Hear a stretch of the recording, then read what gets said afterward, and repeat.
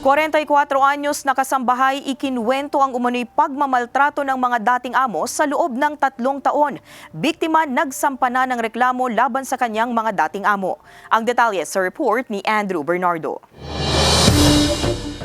Mahina pa rin ang pangangatawan ng 44 anyos na si LV Vergara, residente ng Barangay Simlong, Batangas City. Sa malapitan, mapapansin ang mga peklat nito sa iba't ibang bahagi ng katawan. Kwento ni Nanay LV, taong 2017, nang mamasukan siya bilang kasambahay sa bayan ng Mamburao sa Lalawigan. Pero matapos ang 3 taon, dito na umano siya nagsimulang pagbintangan ng mga bagay na hindi niya ginawa at dito na rin umano siya nagsimulang pagbuhatan ng kamay. Yung pong tainga ko, panay suntok-suntok po noong 2020. Tapos po nung ito pong mata ko, ganun din po, sununtok-suntok. Ito po, mga 20 to 22 na po itong kanan ko. Sununtok. Ninampas po ng susi na marami, tapos sununtok ng babae at ng anak. Taong 2021, nang makatakas si LV sa bahay ng amo pero natagpuan din ito sa barangay hall at agad na inuwi sa bahay at saka ikinulong at kinuha pa ang kanyang cellphone.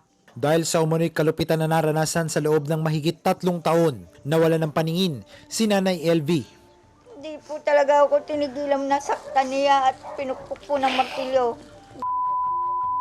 Tapos po pinapalapad po yung kamay ko. Pagkatapos nila ako po barin at pinukpok po itong 2 kamay ko ng martilyo.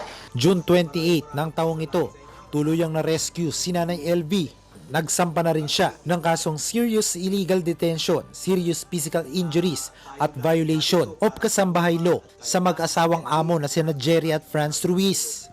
Yung ginawa sa KLB, pwedeng aggravating circumstances ng serious illegal detention with aggravating circumstances of cruelty for long period of time, saka resulting to the blindness of LV.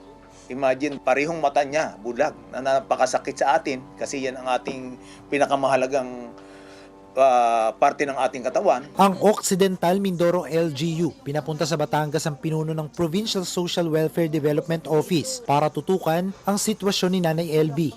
Yung katawan na talagang masakit pa hanggang ngayon at may mga sariwa din daw na nung nakuha nila may sariwa pang sugat. So yun yung nakita natin na dapat tutukan at secondary na lang siguro yung kanilang pangkabuhayan. Nauna nang kinundina ni Senator Francis Tolentino na chairman ng Komite ng Justice and Human Rights ang pangyayari.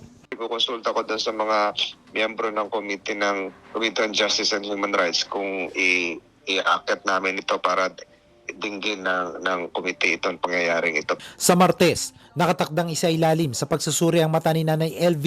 Sinusubukan pa ng GMA Regional TV Balitang Southern Tagalog na makuhanan ng pahayag ang mga amo ni Nanay LV na ipinatawag na rin ng MSWDO, Mamburao. Nakatakda namang gawin sa Batangas City Prosecutor's Office ang preliminary investigations sa mga kasong isinampa ni Nanay LV laban sa kanyang mga amo sa August 23. Kasama si Buhay Adante Jr., Andrew Bernardo. Balitang Southern Tagalog.